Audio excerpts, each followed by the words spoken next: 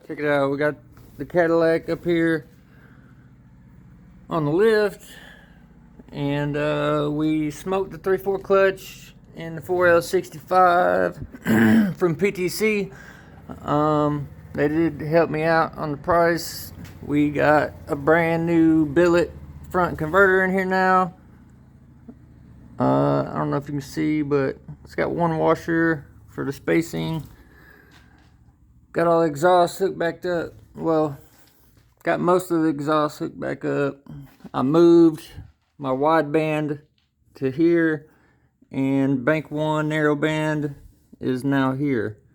So we'll get a little cleaner reading on our wideband. Getting ready to drop the fuel tank and put this Aeromotive, I believe this is a 340 Aeromotive. So we're getting ready to drop the tank, put that in. And while it's up here, we might just maybe go ahead and put these gears in it. These are 456 gears.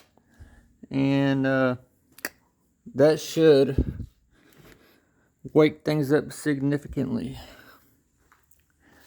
Been driving this thing with no lockup basically since I got it put together, so we're gonna have lockup, which is gonna be sweet. And this is just a test.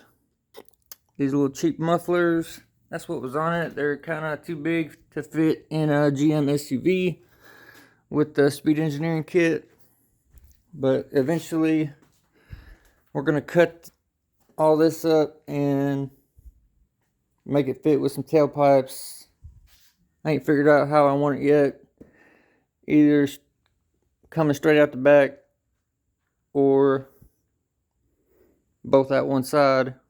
We'll see. I think I want to go straight out the back though. But as you can see right there with these drop down mufflers,